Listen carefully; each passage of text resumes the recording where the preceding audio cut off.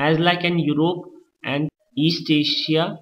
Here also the new forms of publication comes. People likes Indian publication, but as we already discussed that at present we found different types of films like comedy film, thriller, horror, romantic, normal type of films, and many other type of mythological films, etc, etc, so that they can catch all types of public. Similarly, in Indian market also we see new forms of publications comes like novels, a literary form which had developed in the Europe and later it comes in India also. The another things like lyrics, short stories, essays related to many social and political matters, etc. And they all enforced the new emphasis on humans' lives and intimate the feelings about the political and social rules that shapes such type of all things.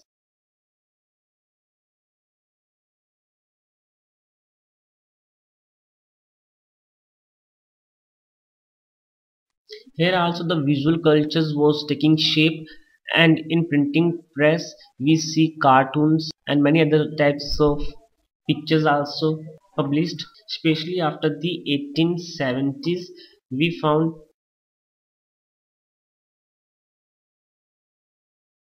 caricatures and cartoons were published in journals and newspapers commenting on social and political issues.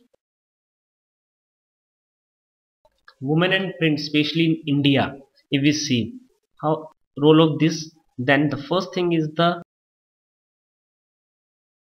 print culture helps in the education of women because writers started writing about the lives and feelings of women. Women got interested in education and many women's schools and colleges were set up in India because now women become educated. So some women become writers also in East Bengal, especially 19th century, like the Ras Sundari Devi. Orthodox household wrote Amar Jiban. Then comes many other ladies like the woman writer Kailash Bhashini Devi. He wrote the highlighting of the experience of women. Later on, especially 1880s, we see in the present Maharashtra, the Tarabai Shinde and Pandita Ramabai wrote the passionate anger about the miserable lives of the upper caste Hindu women. And also they wrote many other things.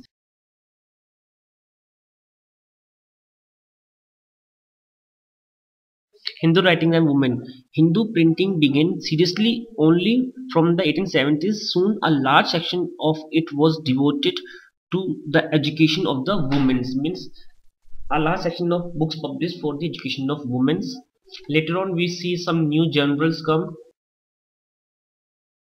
Especially in the early 20th century, the journals written by women become very popular, in which women education, widowhood, widow remarriage, etc. were discussed. As we know that the person who are related to that problem can understand the other problem of that field.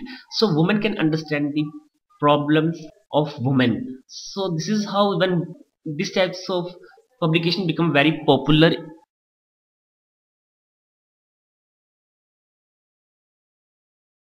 in Punjab, especially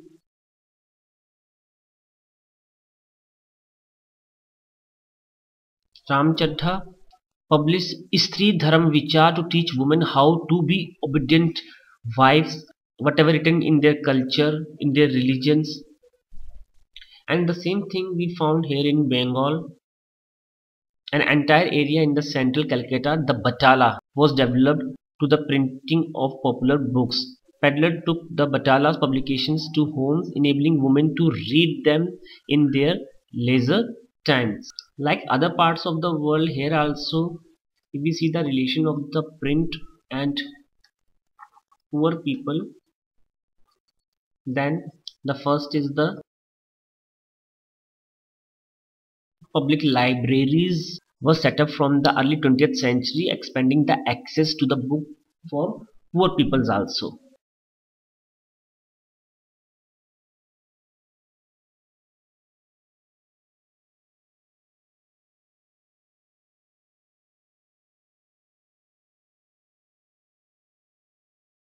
highlighting the issue of class discriminations.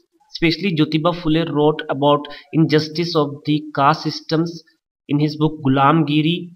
Whatever problems are facing by the poor people, the backward people, because of this, not only Jyotiba Phule but B.R. Ambedkar in Maharashtra and E.V. Ramaswamy in the South India, that is in Madras, also play a very important role for poor people and raise their voice through print culture. Later on, we see the role of the poor workers, especially the Kashi Baba of Kanpur mill worker published Chote Aur Badon Ka Sawal in 1938. It is a poem which he had written during the last 3 decades. He faced the problems similarly, and whatever he wrote under the name of the Sudarshan Chakra.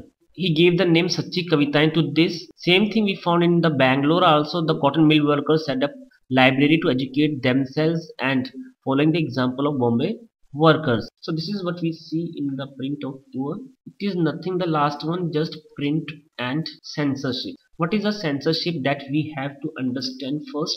Censorship means to put restrictions on print so that whatever is published, it should be published after the permission of the government. Means government put censorship on it. We can classify it into two parts. British era. During the British era, British government does not want to publish all those things which destroy their image. So they put censorship on press, and only those things were published which create their image and shows that Britishers are the best and most civilized people. The second thing is the independent India. If we see the independent India, then independent India adopted the system democracy. In democracy, we see the democracy, then the democracy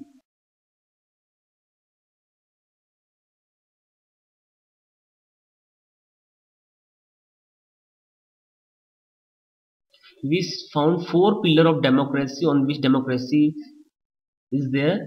The pillars are legislative, executive, judiciary, and the fourth pillar of a democracy is press, that is the independent press and media. So it is the fourth pillar of democracy. So as we adopted democracy, so in a democratic India the print is totally independent, free, and they can publish whatever they want to publish, and there is no censorship on print media at present. So this is how we complete our chapter print culture. I hope there is no problem related to it. Even then, if you face any kind of problem or does not understand any kind of concept, you can send your comment to me, or you can visit to my blog also, that which is bipindogra.blogspot.in. I will definitely reply you. Thank you.